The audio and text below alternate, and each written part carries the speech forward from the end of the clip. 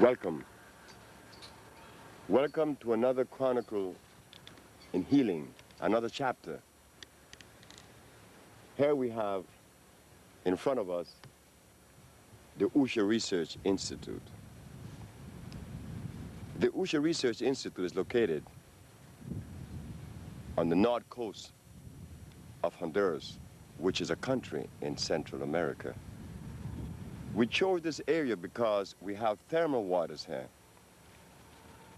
Waters that are highly curative. We have also the enjoyment of that backdrop that you see there, which are the mountains that ranges from Guatemala all the way to Nicaragua. It is called, the group of mountains is called In the Name of God, En Nombre de Dios. So we chose this area to bring you this new chapter. This new chapter, as we chose to call it, and it is because it seems as though many of the things that would be discussed and talked about and explained to you are things that we were not prepared. We were not prepared for, because the school did not prepare us to understand that which is natural from that which is unnatural. But don't feel that you are ignorant or less than. What happened is that the schools did not prepare us, but that does not mean that we are not capable of digesting a piece of information once that information is presented in the proper way. So therefore, we're gonna begin to journey into this healing thing.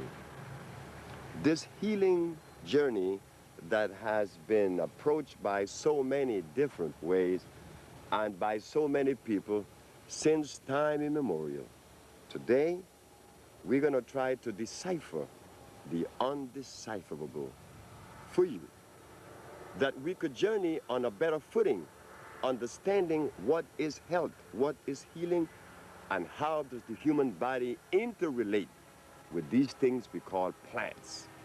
We want to understand, because it seems as though much of what has been said to us and shown to us has not been exactly right. They have not helped in the areas that we would like to be helped.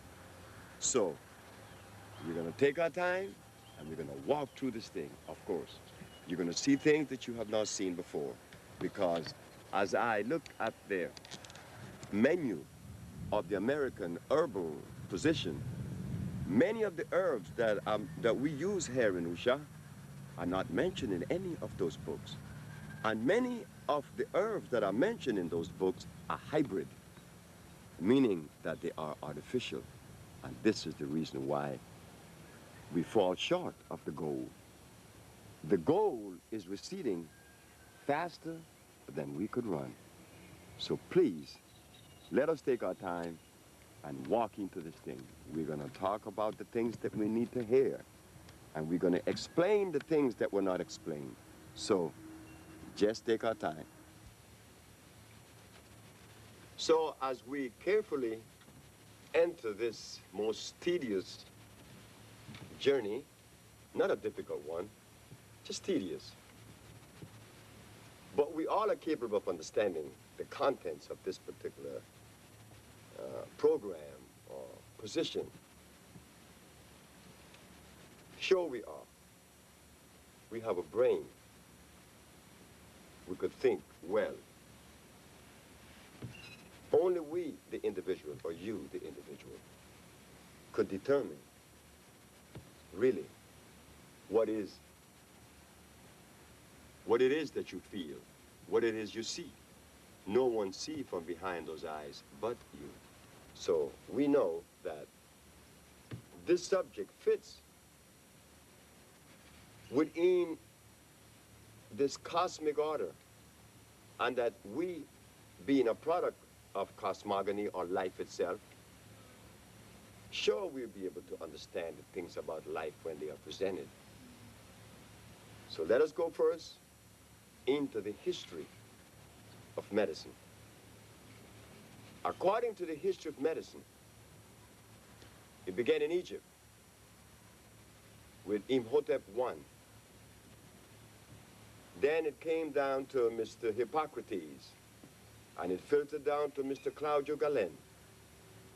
So with Hippocrates in the year of 365 BC to 1729, Claudio Galeno, the Italian. These three men, Imhotep,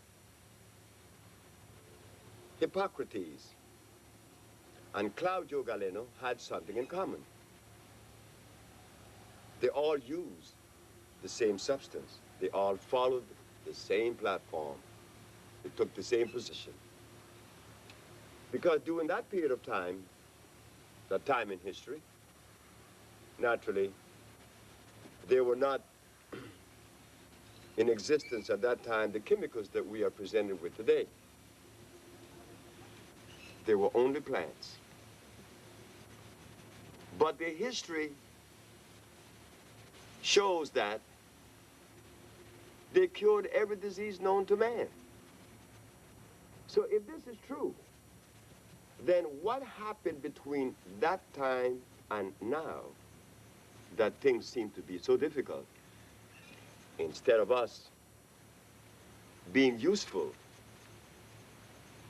in eliminating those that are present, new ones are cropping up every day, telling us that, again, the goal line is receding faster than we could run. Could we afford to continue on the path of the past? Why should we take a chance when the past has not served us well? Are we aware of the percentage of elasticity that the body could really admit or even afford? Stretching. How far could we stretch the human body? By stretching, we mean stressing the human body to cause it to be in the state of disease. No, we don't know that. We don't know how much we have damaged ourselves because we have not been educated as to what we should have been doing, what we should be eating. We have not been educated in that area. So therefore, it becomes very difficult now.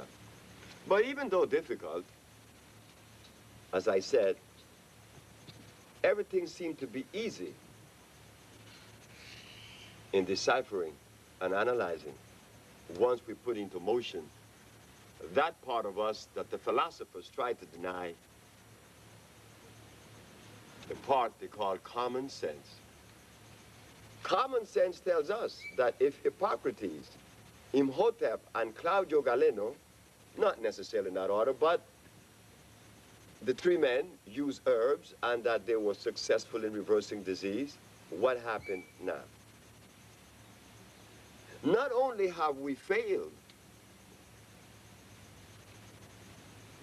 as far as being effective in helping others to relieve themselves of disease, we have compounded and added to it using the herbs that we are using. What do I mean? It seems to be a contradiction. Because if Mr.